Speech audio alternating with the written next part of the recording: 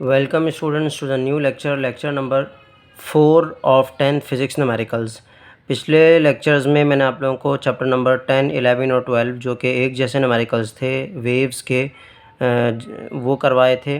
अब हम स्टार्ट कर रहे हैं, दूसरा सीरीज़ है बेसिकली, ये भी एक जैसे चैप्टर हैं, चैप्टर नंबर 14, 15 और 16। चैप्टर नंबर 14 में हमारे पास इलेक्ट्रोस्टैटिक्स है। इलेक्ट्रोस्टैटिक्स मतलब वो चार्ज जो रुका हुआ हो, ठीक है, इलेक्ट्रोस्टैटिक्स। और चैप्टर नंबर 15 में हमारे पास है करंट इलेक्ट्रिसिटी, मतलब ऐसा चार्ज जो मूव कर रहा हो, ठीक है ना, उसको हमने यहाँ पर डिस्कस करना होता है, ठीक है। और चैप्टर नंबर 16 जो है वो हमारे पास है इलेक्ट्रोमैग्नेटिज़म, यानी कि यहाँ पर भी चार्ज मूव तो कर रहा है मगर कैसे मूव कर रहा है, मगर नॉन यूनिफॉर्म वेलोसिटी के साथ। इन तीनों चैप्टर्स में कनेक्शन क्या है, चार्ज हैं तीनों में। इसमें वो चार्ज है जो कि स्टैटिक है, रुका हुआ है चार्ज है, ठीक है। यहाँ पर वो चार्ज है जो मूव कर रहा है विद यूनिफॉर्म वेलोसिटी, और यहाँ पे वो चार्ज है जो मूव कर रहा है लेकिन वेरिएबल वेलोसिटी की वजह से, वेरिएबल वेलोसिटी के साथ। रीजंस क्या है वो ज़ाहिर सी बात है जब थ्योरी चैप्टर की डिस्कस करेंगे तो आपको बता देंगे। फ़िलहाल चैप्टर नंबर 14 इलेक्ट्रोस्टैटिक्स से न्यूमेरिकल स्टार्ट करते हैं। पहला न्यूमेरिकल है, डेटा बना लेते हैं। अच्छा, न्यूमेरिकल से स्टार्ट करने से पहले मैं आप लोगों को बता दूं कि इस चैप्टर में न्यूमेरिकल, इस चैप्टर में भी और आगे आने वाले चैप्टर्स में भी बेसिकली जो हमारे पास फार्मूले यूज़ होने वाले हैं, एक तो सिंपल सा फार्मूला हमारे पास इस चैप्टर में भी यूज़ हो रहा है, वो क्या है, F is equals to k Q1 Q2 divide by are square, जिसको आप कूलम्स लॉ कहते हैं, ठीक है ना। एक तो ये न्यूमेरिकल आपको याद होना चाहिए चैप्टर स्टार्ट करने से पहले। दूसरा फार्मूला जो हमारे पास यूज़ हो सकता है वो हमारे पास फॉर्मूले में साइड में लिखूंगा नहीं, मिटा दूंगा, ज़ाहिर सी बात है, क्योंकि जब न्यूमेरिकल हम लिखें तो उस वक्त आपके जहन में आना चाहिए कि कौन सा न्यूमेरिकल यूज़ होगा। इसके अलावा एक फार्मूला होता है हमारे पास इलेक्ट्रिक फील्ड का फार्मूला क्या होता है, electric field intensity is equals to E is equals to force per unit charge. ये इसकी डेफिनेशन भी आपने पढ़ी होगी इलेक्ट्रिक फील्ड की, वहाँ पर भी यही डेफिनेशन है कि फोर्स पर यूनिट चार्ज, किसी भी चार्ज पर कितनी फोर्स फील हो रही है, ठीक है।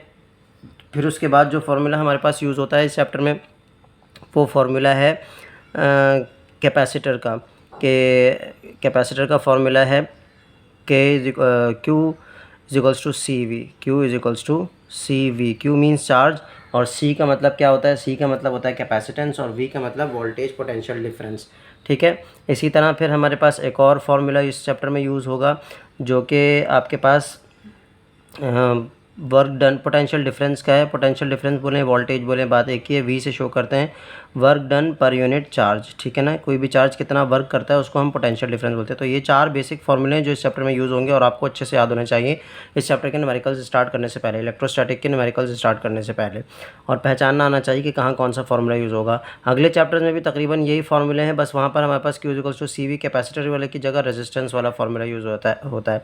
बाकी तकरीबन सिमिलर फॉर्मूले हैं। और हाँ, कैपेसिटर से ज़्यादा है, कैपेसिटर का एक और फार्मूला हमारे पास होता है सीरीज़ और पैरेलल कैपेसिटर्स वाला कनेक्शन। जब कैपेसिटर्स को हम सीरीज़ में करेंगे तो उस वक्त हमारे पास फार्मूला होता है इक्विवेलेंट कैपेसिटेंस निकालने का 1/C1 plus 1/C2 plus 1/C3। जितने भी कैपेसिटर्स आपको दिए हुए होंगे, अगर वो सीरीज़ में कनेक्टेड हैं तो उनका ये वाला फार्मूला होगा, और अगर वो पैरेलल सर्किट में कनेक्टेड हैं, सर्किट में पैरेलल कनेक्टेड हैं, तो उस वक्त हमारे पास फार्मूला होगा C equivalent is equals to C1 plus C2 plus C3। Simple add कर देते हैं, पैरेलल के केस में हम सिंपल ऐड कर देते हैं, जबकि सीरीज़ के केस में हम उनको जो है उनकी फ्रैक्शनल वैल्यूज़ को ऐड करते हैं, ठीक है।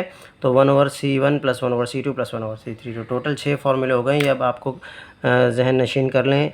एक हमारे पास कूलम्स लॉ का फार्मूला है, दूसरा इलेक्ट्रिक फील्ड इंटेंसिटी का फार्मूला है, तीसरा कैपेसिटर का फार्मूला, चौथा वोल्टेज का फार्मूला है, पाँचवा जो है वो कैपेसिटर का है जब सीरीज़ में कनेक्टेड हो, मतलब कॉम्बिनेशन ऑफ कैपेसिटर्स कहलाता है टॉपिक, और छठा combination of capacitor when they are connected in parallel, ठीक है। ये फार्मूले आप लोगों ने जहन नशीन कर लिए। अब हम बढ़ते हैं आगे, ये फार्मूला नीचे वाला भी देख लीजिए।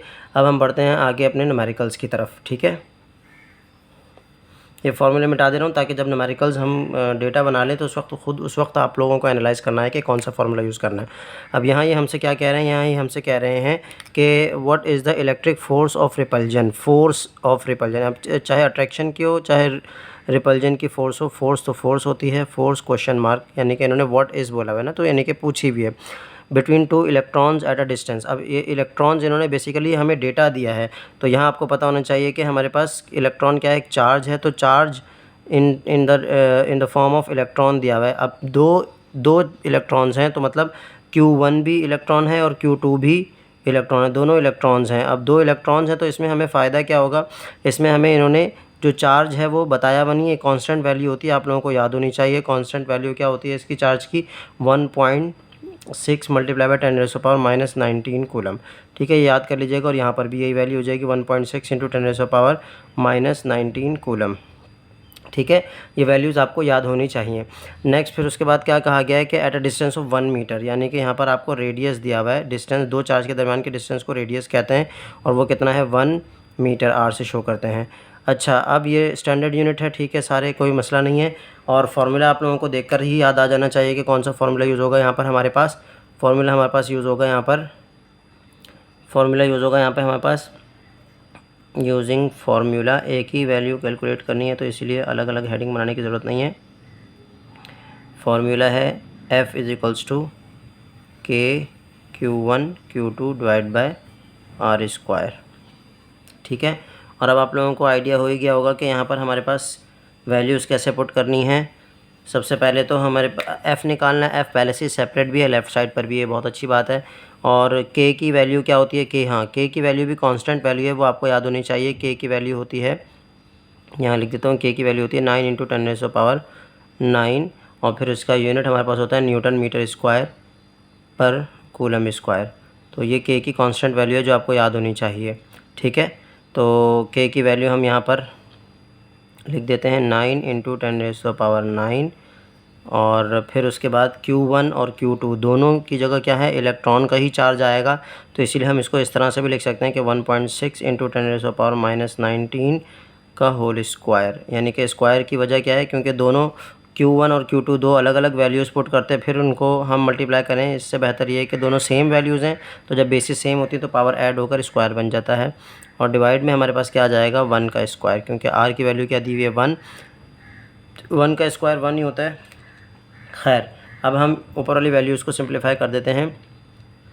सबसे पहले तो हमें कांस्टेंट की वैल्यू लिखनी है 9 इंटू 10⁻⁹। ठीक है, ये आसान सी वैल्यू है, याद कर लेंगे आप लोग। K की वैल्यू मल्टीप्लाई बाय, अब यहाँ ब्रैकेट ओपन कर लेंगे क्योंकि हमने स्क्वायर लगाना है 1.6 इंटू 10⁻⁻19। ठीक है, और फिर ये क्योंकि पावर पे ब्रैकेट क्लोज़ हो जाएगी, तो ब्रैकेट को पहले बराबर में लाकर फिर क्लोज़ करिएगा। ठीक है, और ये हमारा टोटल आंसर आ रहा है। डिवाइड बाय 1 करने की ज़रूरत है नहीं, 1.44 इंटू 10⁻⁻9।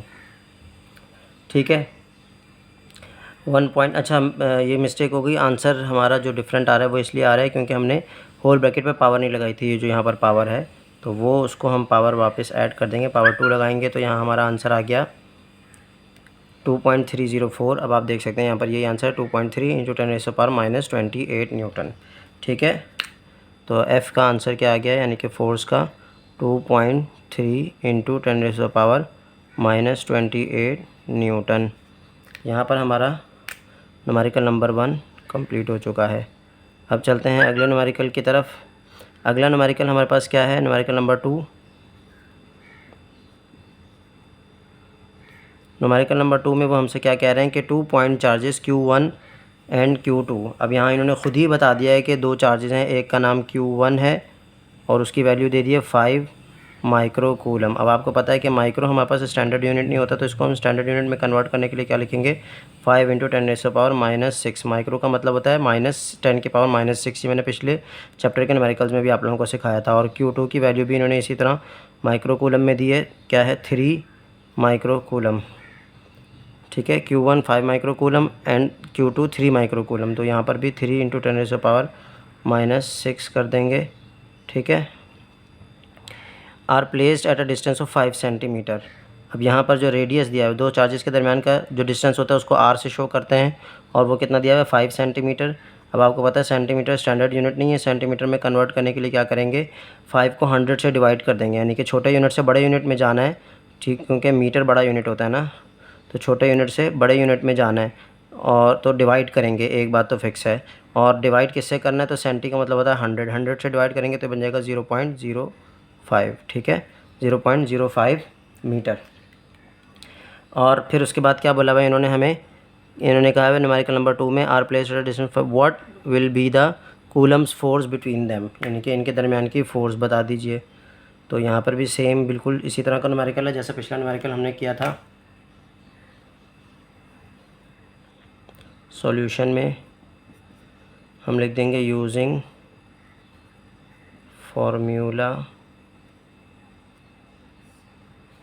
फार्मूला क्या है, F is equals to k Q1 Q2 divide by r square. और फोर्स निकालना है, फोर्स पहले से ही सेपरेट भी है, लेफ़्ट साइड पर भी है, बहुत अच्छी बात है। के की वैल्यू हमें पता है, के की वैल्यू क्या होती है, के की वैल्यू होती है 9 इंटू 10⁻⁹ ये हमने पिछले न्यूमेरिकल में भी यूज़ की है। Q1 की वैल्यू, इस दफ़ा इन्होंने Q1 Q2 की अलग अलग वैल्यूज़ दी हैं, तो 5 इंटू 10⁻⁶ और इसी तरह 3 इंटू 10⁻⁶, और डिवाइड में हमारे पास आ जाएगा 0.05 का स्क्वायर। ठीक है, अब इन वैल्यूज़ को कैलकुलेटर में एज इट इज़ इंसर्ट कर दीजिए, आपके पास यकीनन साइंटिफिक होगा। तो अब आप इसको कैलकुलेटर में पुट करेंगे। सबसे पहले 9 मल्टीप्लाई बाय 10⁻9 पुट किया आपने, फिर बराबर में मल्टीप्लाई बाय 5 इंटू 10⁻⁻⁶। कोशिश करें आपके पास भी इसी तरह का साइंटिफिक कैलकुलेटर हो इसी मॉडल का, तो आपके लिए वैल्यूज़ को सिंप्लीफाई करना आसान हो जाता है। -6, ठीक है, जिसमें फ्रैक्शनल वैल्यूज़ आ सकें। और नीचे क्या है, 0.05 का स्क्वायर, 0.05 का स्क्वायर, ठीक है, 0.05 स्क्वायर। तो ये आंसर आ गया आपके पास डायरेक्ट 54। तो ये 54 आपने आंसर लिख देना है यहाँ पर। F इज़ इक्वल्स टू 54, और फोर्स का यूनिट क्या होता है, न्यूटन। तो यहाँ पर भी न्यूटन आ जाएगा, और आप देख सकते हैं कि आपका आंसर बुक से मैच हो रहा है। अच्छा, ये हो गया numerical number 1 and 2। Now let's move towards numerical number 3।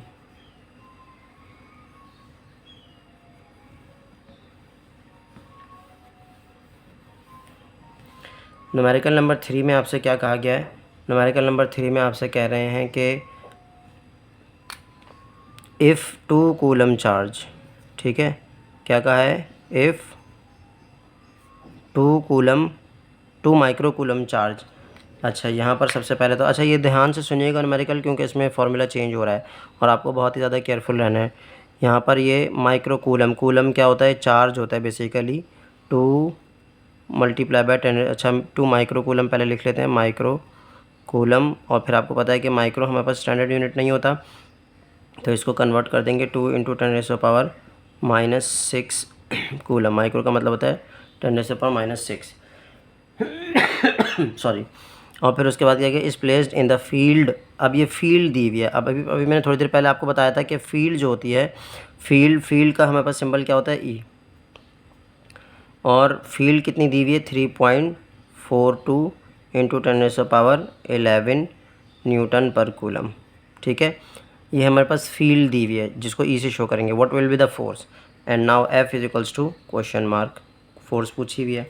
तो करना क्या है हमने, सॉल्यूशन में वही फार्मूला यूज़ करेंगे, फील्ड वाला, यूजिंग फार्मूला। फील्ड का फार्मूला क्या होता है, फील्ड का फार्मूला होता है E is equals to electric field is equals to force per unit charge. किसी भी चार्ज पर क्या फोर्स अप्लाई हो रही है उसे हम क्या कहते हैं, फील्ड कहते हैं। तो अब हम ये बराबर में इसको सिंप्लीफाई कर लेते हैं वैल्यूज़ को पुट करके। अच्छा, हमें इलेक्ट्रिक फील्ड नहीं निकालनी, इलेक्ट्रिक फील्ड तो दी हुई है, हमें क्या निकालना है, फोर्स निकालना है। तो इसको हम इसके हिसाब से सेपरेट करेंगे, क्यू को ई के साथ मल्टीप्लाई करवा देंगे इज इक्वल्स टू एफ़, और फिर इसको शिफ्ट कर देंगे, एफ़ को लेफ़्ट साइड पर ले आएंगे, ई इंटू क्यू को राइट साइड पर लिख देंगे, और एफ़ इज इक्वल्स टू ई की जगह क्या वैल्यू पुट करनी है, 3.42 इंटू 10⁻11। यहाँ सारा गेम जो है ना वो फार्मूले याद होने का है। अगर आपको फार्मूले याद हैं तो आपके लिए कोई प्रॉब्लम नहीं होगी। ई की वैल्यू पुट कर दी है, अब क्यू की वैल्यू क्या है, 2 इंटू 10⁻⁻6। इन वैल्यूज़ को मल्टीप्लाई कर लेते हैं, 3.42 into 10⁻11 multiply by 2 multiply by 10⁻⁻6। ठीक है, ये आपके पास आ गया 684,000, 684 000 न्यूटन। अब आप चाहें तो इसको इसी तरह छोड़ दीजिए, या फिर बुक वालों ने इसको क्या किया है, ये 1000 कहलाता है बेसिकली। 1000 को उन्होंने अलग से मल्टीप्लाई बटन के बाद 3 करके लिखा है साइंटिफिक नोटेशन में। इट्स अप टू यू, आप ऐसे ही छोड़ना चाहें ऐसे ही छोड़ सकते हैं, कोई मसले वाली बात नहीं है। Now let's move towards next question, question number 4। Question number 4 में आपसे क्या कहा गया है? क्वेश्चन नंबर 4 में आपसे क्या, what is the charge on the capacitor. Charge को हम क्यू से शो करते हैं, यानी कि चार्ज हमसे पूछा हुआ है यहाँ पर, Q is equals to question mark. और फिर बात हो रही है, देखें फ़ौरन ही आपने यहाँ से पहचान लेना है कि कैपेसिटर लिखा हुआ है। कैपेसिटर का क्या क्या फार्मूले थे शुरू में मैंने आपको बताए, वो फार्मूले आपको याद आ जाने चाहिए। If a 40 microfarad capacitor, farad जो होता है वो यूनिट होता है कैपेसिटर का, याद रखिएगा। इसको हम सी से शो करते हैं, इसको बराबर में लिख लेते हैं, ठीक है। Capacitance C is equals to कितना दिया हुआ है, 40 माइक्रोफैराड। अब माइक्रो स्टैंडर्ड यूनिट नहीं है तो हम इसको स्टैंडर्ड यूनिट में कन्वर्ट कर लेते हैं, 40 × 10⁻⁻6 फैराड लिख लेते हैं, ठीक है। कैपेसिटेंस हो गई, has a potential difference of 6 volt. 6 volt उसका पोटेंशियल डिफरेंस है। पोटेंशियल डिफरेंस को किससे शो करते हैं, वी से। V is equals to 6 volt, ठीक है। सिंबल भी वी होता है इसका यूनिट का, और इसका क्वांटिटी का यूनिट भी, क्वांटिटी का सिंबल भी वी है और यूनिट का सिंबल भी वी है, ठीक है। अक्रॉस इट आगे कोई वैल्यू नहीं दी हुई। तो क्यू की बात हो रही है, सी की बात हो रही है, वी की बात हो रही है, तो सीधा सीधा सा आपको याद आ जाना चाहिए फार्मूला हमारे पास क्या था कैपेसिटेंस का। यूजिंग फार्मूला, क्या है formula, Q is equals to C V. अब हमें क्यू ही कैलकुलेट करना है और वो पहले से ही लेफ़्ट साइड पर है, तो क्यू को एज इट इज़ रहने देंगे। सी की जगह सी की वैल्यू पुट कर देंगे, 40 × 10⁻⁻6 मल्टीप्लाई बाई वी की जगह वी की वैल्यू पुट कर देंगे। सिंपल इनको मल्टीप्लाई करना है, तो 40 मल्टीप्लाई बाय 10⁻⁻6 मल्टीप्लाई बाय 6, ठीक है। आपका आंसर आ गया है 2.4 × 10⁻⁻4। क्यू इज इक्वल्स टू 2.4 × 10⁻⁻4, और यहाँ पर भी आप देख सकते हैं यही आंसर है, 2.4 × 10⁻⁻4, ठीक है। कूलम चार्ज का यूनिट होता है, चार्ज का यूनिट कूलम है, और जो हमारे पास कैपेसिटेंस है उसका यूनिट फैराड है। मिक्स नहीं करना है, ठीक है। Now let's move towards question number 5।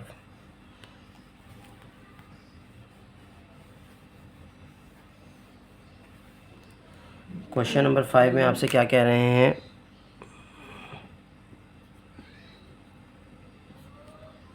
Question number 5 में कहा कि the potential difference between 2 points is 100 volt. Potential difference V से शो करते हैं, वैसे उन्होंने बोला पोटेंशियल डिफरेंस, तो वी भी लिख सकते हैं, डेल्टा वी भी लिख सकते हैं, इज इक्वल्स टू 100 वोल्ट, सही है। If an unknown charge is move, अच्छा यूनिट से पहचान लेना आपने कि ये वी लिखा हुआ था, मतलब वोल्टेज की बात हो रही है, पोटेंशियल डिफरेंस की बात हो रही है। उसका यूनिट क्या होता है, उसका यूनिट हमारे पास जो है वो वोल्ट होता है। यूनिट भी वी से शो करते हैं और क्वांटिटी भी वी से शो करते हैं। If an unknown charge is move between the points the amount of work done, अब देखें यहाँ पर इन्होंने बोला work done is equals to कितना, 500 जूल्स। और आगे क्या है, find the amount of charge. Charge को किससे शो करते हैं, क्यू से। Find the amount of charge. अब क्या है, अगर आपने क्वांटिटीज़ को गौर से देख लिया तो यहाँ आपको याद आ जाएगा कि कौन सा फार्मूला यूज़ करना है हमने। यूजिंग फार्मूला वोल्टेज का। वोल्टेज का क्या फार्मूला होता है, पोटेंशियल डिफरेंस का वर्क डन पर यूनिट चार्ज। कोई भी चार्ज कितना वर्क कर रहा है वो पोटेंशियल डिफरेंस का फार्मूला होता है। तो यहाँ हम वैल्यूज़ पुट कर देंगे। अच्छा कैलकुलेट क्या करना है हमने, क्यू कैलकुलेट करना है, तो क्यू उधर जाएगा और वी इधर आ जाएगा, दोनों को डिस्प्लेस कर देंगे। क्यू वी की जगह चला जाएगा और वी क्यू की जगह, तो फार्मूला बन जाएगा Q is equals to W/V, ठीक है। दोनों को क्रॉस मल्टीप्लाई कर दिया और आंसर बिल्कुल सिंपल सा है, 500 W दिया हुआ था वर्क, और वोल्ट कितना दिया हुआ है 100। दोनों को डिवाइड करेंगे, 100 1 ज़ा 100, 100 5 ज़ा 500, तो क्या आंसर आ गया, Q is equals to 5 coulomb. और आप देख सकते हैं कि यही आंसर है, 5 कूलम, ठीक है। तो ये तो बहुत ही सिंपल सा न्यूमेरिकल था, फार्मूला याद हो तो कोई मसला नहीं है। Now let's move towards next question. Next question जो है वो क्वेश्चन नंबर 6 है। क्वेश्चन नंबर 6 में आपसे क्या कह रहे हैं, लास्ट न्यूमेरिकल है इस चैप्टर का। इसमें आपसे कहा हुआ है कि फाइंड द इक्विवेलेंस कैपेसिटेंस, यानी कि सी ई क्यू। इक्विवेलेंट कैपेसिटेंस को कैसे लिखते हैं, सी फॉर कैपेसिटेंस और ई क्यू मतलब इक्विवेलेंट व्हेन 4 माइक्रोफैराड। सही है। अब यहाँ पर क्या लिखा हुआ है, फैराड में क्या चीज़ होती है, कैपेसिटेंस होती है। ये C1 दिया हुआ है, इसका मतलब क्या, 4 माइक्रोफैराड। अब मैं इसको स्टैंडर्ड यूनिट में कन्वर्ट नहीं कर रहा, वजह क्या है, क्योंकि मेरे पास आंसर भी माइक्रोफैराड में ही दिया हुआ है। माइक्रोफैराड में जब हमारे पास सारी कैपेसिटेंस माइक्रोफैराड में दी हुई हो तो हम इक्विवेलेंट कैपेसिटेंस भी माइक्रोफैराड में ही निकालेंगे। ठीक है, तो 4 माइक्रोफैराड और C2 दिया हुआ है कितना, 3 माइक्रोफैराड और C3 दिया हुआ है 2 माइक्रोफैराड। तो आप देख सकते हैं 4, 3, 2 ये 3 कैपेसिटेंसेस दी हुई हैं। अब हमारे लिए फिर क्या है इंटरेस्टिंग बात कि ये कौन सा कनेक्शन दिया हुआ है, are connected in series. Series connected in series, series circuit है। सर्किट कैसा है, सीरीज़। सही है, सर्किट कैसा दिया हुआ है, सीरीज़। तो सीरीज़ सर्किट जब होता है तो मैंने अभी आप लोगों को जब फार्मूला लिख रहा था तो वहाँ बता दिया था कि हमारे पास कैसा फार्मूला, किस तरह से यूज़ करते हैं हम लोग। फार्मूला यूज़ करते हैं 1/C इक्विवेलेंट। जब सीरीज़ में कनेक्ट होंगे कैपेसिटर्स, याद रखिएगा, तो 1 करके लिखना है, फ्रैक्शनल वैल्यूज़ आएंगी। 1/C1 + 1/C2 + 1/C3। ठीक है, और अगर ये पैरेलल में कनेक्ट होते, सारे पैरेलल से सर्किट लिखा होता तो हम इसको simple C1 C2 C3, C1 + C2 + C3 लिख देते। ठीक है, 1/C equivalent is equals to 1/C1 की जगह क्या आ जाएगा 4, C2 की जगह आ जाएगा 3 और C3 की जगह आ जाएगा 2। और बाकी कुछ भी नहीं करना आपने, इनको सिंपल कैलकुलेटर में पुट करना है। सिंपल जब आप कैलकुलेटर में पुट करेंगे 1/4 + 1/3 + 1/2 इज इक्वल्स टू, आंसर आ रहा है 13। अच्छा, इसको आप इस तरह से याद रखिएगा कि वैसे तो आप ये 1.08 सही है, 1.083 लिख दिया आपने। 1/C equivalent is equals to 1.083। ठीक है, 1.083 आपका आंसर आ गया।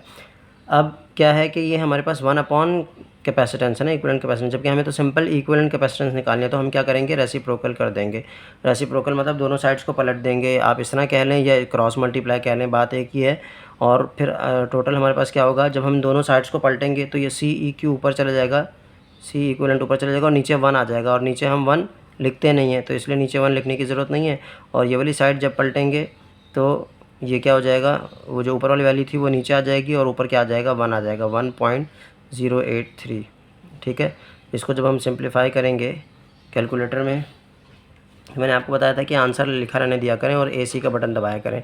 फिर उसके बाद आप क्या लिखेंगे, 1 जो हमारा लास्ट आंसर था, ANS मतलब लास्ट आंसर, और वो लास्ट आंसर का हमने फ्रैक्शन करें तो 0.923 आंसर आया, 0.923। और आप देख सकते हैं कि यही आंसर है 0.923। और यूनिट इसका क्या आ जाएगा, माइक्रोफैराड, क्योंकि हमने सारे आंसर्स, हमें सारी जो कैपेसिटेंसेस दी हुई थी वो माइक्रोफैराड में दी हुई थी, तो इसका आंसर भी माइक्रोफैराड में ही आएगा। तो अब तक के लिए इतना ही। ये चैप्टर के न्यूमेरिकल्स भी आपको एक्सप्लेन कर दिए, उम्मीद है समझ में आ गए होंगे। फिर भी अगर कोई कन्फ्यूजन हो तो आप लोग पूछ सकते हैं। मिलते हैं नेक्स्ट चैप्टर के न्यूमेरिकल्स में, तब तक के लिए अल्लाह हाफ़िज़।